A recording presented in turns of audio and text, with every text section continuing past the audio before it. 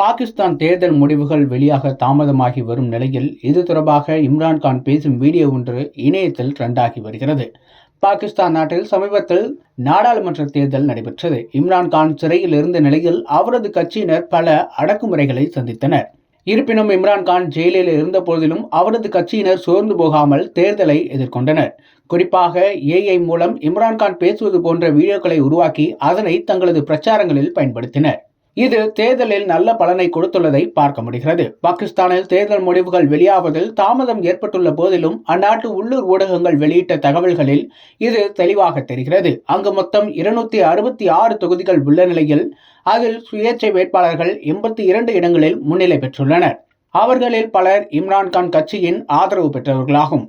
அதே நேரம் முன்னாள் பிரதமர் நவாஸ் ஷெரீப்பின் பாகிஸ்தான் முஸ்லிம் லீக் நவாஸ் கட்சியும் 64 இடங்களிலும், பாகிஸ்தான் மக்கள் கட்சி 40 இடங்களிலும் முன்னிலையில் உள்ளன. இதனால் அங்கே தெளிவில்லாத ஒரு சூழல் ஏற்பட்டுள்ளது. பாகிஸ்தானில் தேர்தல் முடிவுகள் இன்னும் முழுமையாக வெளியாகாத நிலையில் நவாஸ் ஷெரீப் மற்றும் இம்ரான்கான் கட்சி என இருதரப்புமே தாங்கள்தான் வென்றதாக கூறி வருகிறார்கள். ஏற்கனவே நவாஸ் ஷெரீப் தனது கட்சி வென்றுவிட்டதாக வெற்றி உரையும் கூட நிகழ்த்திவிட்டார். இதற்கிடையே சில மணி நேரம் கழித்து இப்போது இம்ரான்கான் பேசுவது போன்ற ஒரு வீடியோவை ஏஐ மூலம் ரெடி செய்து அவரது கட்சியினர் வெளியிட்டுள்ளனர்.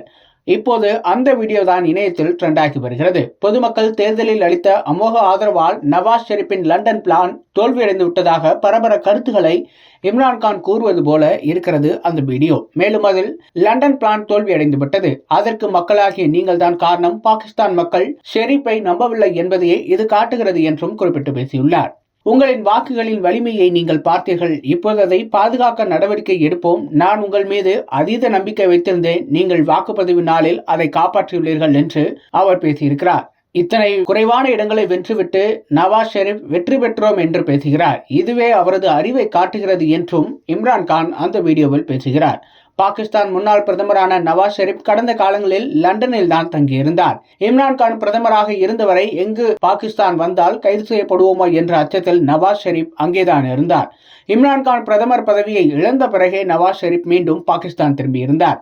அதை விமர்சிக்கும் வகையிலேயே நவாஸ் ஷெரீப்பின் லண்டன் பிளான் தோல்வியடைந்ததாக இம்ரான்கான் சாடியுள்ளார். மேலும் பாகிஸ்தான் தேர்தல் முடிவுகள் வெளிவர தாமதம் ஏற்பட்டுள்ள நிலையில் அமெரிக்கா, பிரிட்டன், ஐரோப்பிய ஒன்றியம் இது தொடர்பாக கவலை தெரிவித்துள்ளது. சமூக செயல்பாட்டாளர்களை கைது செய்வது என பல முறைகேடுகள், குறுக்கீடுகள் நடந்துள்ளதாக அமெரிக்காவும் ஐரோப்பிய ஒன்றியமும் தெரிவித்தன. எனவே இது தொடர்பாக முறையான விசாரணை நடத்த வேண்டும் என்றும் அந்த நாடுகள் வலியுறுத்தியுள்ளன.